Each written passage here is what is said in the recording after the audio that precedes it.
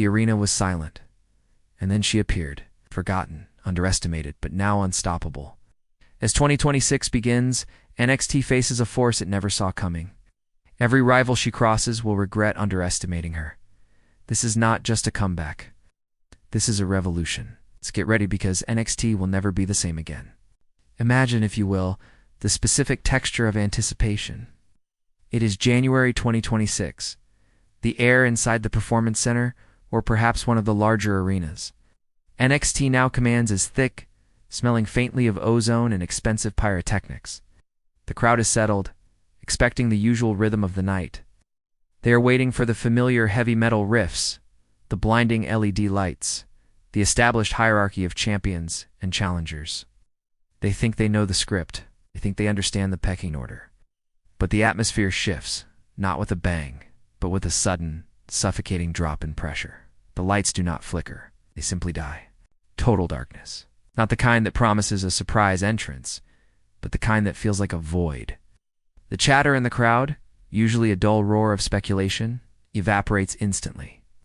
In the dark, there is no distinct stickman figure to cheer for, no colorful hero to track. There is only the collective heartbeat of thousands of people realizing that the show has gone off the rails. And then, a single spotlight cuts through the blackness, hitting the top of the ramp. It reveals a silhouette, still and utterly terrifying in its composure. She doesn't move. She doesn't pose. She just stands there. The camera zooms in, and the giant screen reveals eyes that have seen the bottom of the barrel and climbed back out. This is not the woman they remember from 3 years ago. That girl was eager, desperate for approval, playing a character written by someone else. This woman, she is an architect of her own destiny. The silence stretches for 10 seconds, then 20. It becomes uncomfortable. It becomes heavy. The commentary team, usually quick with a catchphrase or a recap, is dead silent. They don't have notes for this. They don't have a script.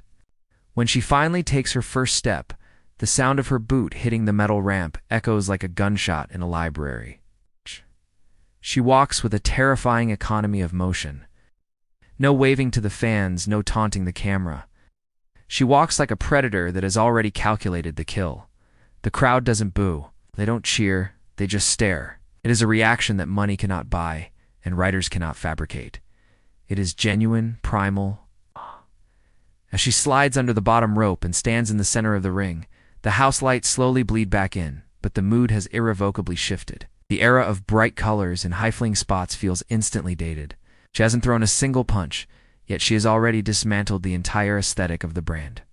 She is the ghost of failures past, returned to haunt the present. The camera cuts away from the ring, taking us into the labyrinthine corridors backstage.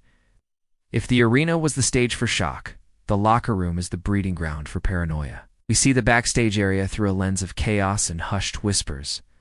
The monitor in the gorilla position, the nerve center of the show, is surrounded by producers and officials who look less like showrunners and more like captains on a sinking ship. They are frantically flipping through scripts, trying to understand if this was planned or if reality has just broken into their carefully curated fiction. Focus on the current women's champion. Let's picture her as a figure of gold and arrogance, sitting in her private locker room. She is watching the monitor, her face bathed in the cold blue light of the screen. For the last year, she has reigned supreme, believing the division was cleared out, that there were no challengers left who could match her pedigree. But as she watches the woman in the ring, this ghost from the past, the champion's hand, trembles, just slightly. It is a microscopic detail, but in the world of visual storytelling, it screams volumes. The champion recognizes something in the returnee's eyes. Hunger. Not the hunger for a belt, but the hunger to dismantle. The locker room, usually a place of loud camaraderie and ego, has fallen into a library like Hush. The younger talent, the rookies who only know the stories of the past, are asking, who is she? The veterans, the ones who were there when she was cast aside, are simply staring at the floor. They know. They remember the potential that was squandered. And they realize with a sinking dread that the potential has now been realized elsewhere in the shadows. The dynamic of the entire roster shifts in real time. Alliances built on security suddenly feel fragile. Social media, represented by floating text bubbles and rapid-fire notifications in our visual mindscape, begins to melt down. The internet isn't just buzzing, It is burning. Speculation runs wild. Is this a takeover? Is she alone? The emotional aftermath of the entrance is hitting harder than any steel chair shot. The producers are shouting into headsets, but the woman in the ring remains an island of calm. Backstage, the realization dawns. The hierarchy is no longer valid. The expertly crafted storylines involving love triangles and title chases now seem trivial, almost childish, compared to the raw, unfiltered gravity of what is standing in that ring. The champion stands up and walks to the mirror, checking her reflection, trying to find the confidence that was there only an hour ago. But the mirror only reflects a question she cannot answer. The ecosystem of NXT, a delicate balance of egos and opportunities, has been shattered by the mere presence of someone who refuses to play the game by the old rules. The bell rings. We are back in the square circle. An opponent has been sent out, a gatekeeper, a tough veteran known for testing the new blood. This was meant to be a skirmish, a way for management to gauge if the returnee still has it. But the moment the referee signals the start, the atmosphere shifts from shock to a clinical study in violence. This isn't a wrestling match in the traditional sense. It is a deconstruction. It's a stickman animation style perfectly captures the fluidity and the abrupt stops of the action. The opponent charges, looking too overwhelmed with speed and aggression. The returnee simply steps to the side. It is a movement so slight it almost looks like a glitch. She doesn't grapple. She nullifies. Every hold the veteran attempts is met not with resistance, but with emptiness. The returnee moves like smoke. When she finally goes on the offensive, it is devoid of flash. There are no flips, no wasted motion, no appeals to the crowd for applause. She grabs a wrist, twists a joint, and applies pressure. The silence in the arena returns, but this time, it is the silence of discomfort. The crowd is watching a dissection. You can see the frustration building in the opponent's body language. They are used to a dance, a back-and-forth exchange of energy.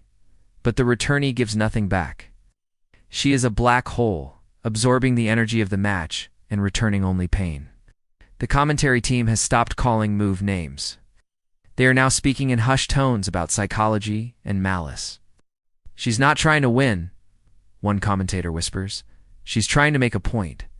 The wrestling moves are merely the language she is using to write a manifesto of dominance. The emotional weight of the match lands when the returnee traps her opponent in the center of the ring. She has the submission locked in. The opponent is reaching for the ropes, desperate, eyes wide with the realization that they are drowning in deep water. But the returnee doesn't pull back. She doesn't grimace or scream. She simply leans in, whispering something into the ear of the fallen veteran. We don't hear it, but we see the veteran's eyes widen in genuine fear. The tap-out comes, but it feels insignificant. The bell rings, but the music doesn't play immediately. The returnee stands up, smooths her hair, and looks down at the body she just broke.